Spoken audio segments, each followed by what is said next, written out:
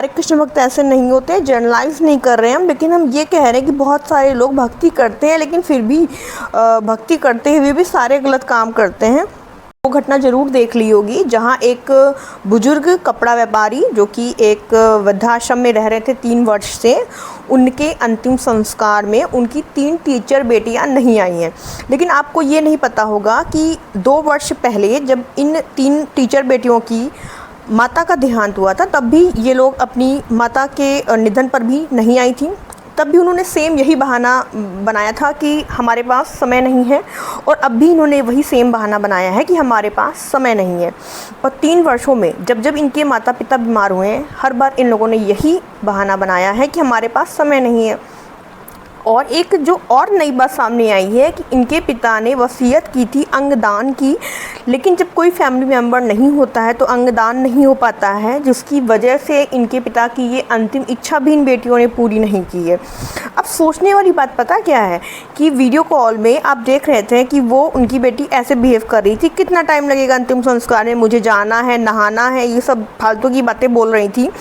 वो मानता और रहित हो चुकी थी, उनकी चीज़ों से लग रहा था। तभी तो माता के ध्यान में जब नहीं आई, फिर भी उन्होंने वो सबक ना लेके पिता के टाइम पे उस गलती को सुधारा नहीं कि पिता के ध्यान में आ जाए, जबकि वो इंडिया में ही थी, कहीं बाहर नहीं थी, आ सकती थी आराम से।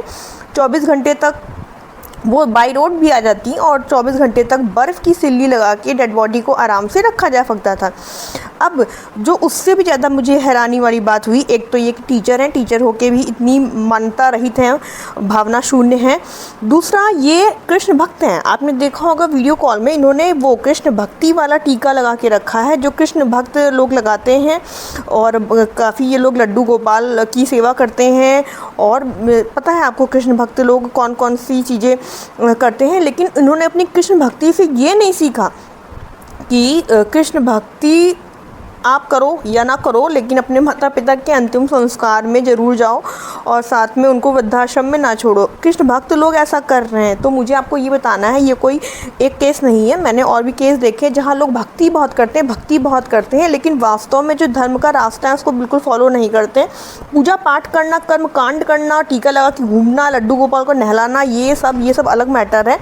लेकिन जब ज़रूरत पड़ी तो अपने माता पिता के साथ वो नहीं खड़े थे, उनको देखने तक नहीं गए, उनकी अंतिम इच्छा जो वसीयत की थी वो भी नहीं पूरी करी उन्होंने, और साथ में न माता के अंतिम संस्कार में आई, न पिता के अंतिम संस्कार में नहीं आई। और कृष्ण भक्ति वाला टीका आप लगाए हैं, भक्ति करोगी, क्या भक्ति का मतलब है? इससे अच्छा नास्तिक हो जाओ यार। मान्यता होना ज़रूरी है। और मुझे लगा कि इस चीज़ को हाईलाइट मुझे करना चाहिए कि पूरी वीडियो कॉल में वो कृष्ण भक्ति वाला टीका लगाई थी, और कृष्ण भक्त होके उनकी ऐसी सोच है कि जल्दी भाई अंतिम संस्कार करो, मेरे पास तो टाइम नहीं है। आप समझ रहे हो? कृष्ण भक्त बेटियां थीं, भक्ति का टीका लगाने वाली बेटियां अपनी माता और पिता दोनों के अंतिम संस्कार में नहीं आई थीं। आप खैर सारे कृष्ण भक्त ऐसे नहीं होते, जनरलाइज नहीं कर रहे हैं हम, लेकिन हम ये कह रहे हैं कि बहुत सारे लोग भक्ति करते हैं लेकिन फिर भी भक्ति करते हुए भी सारे गलत काम करते हैं। ऐसी मेरे पास बहुत सारी कहानियाँ जो मैं आपको अगले वीडियो में सुना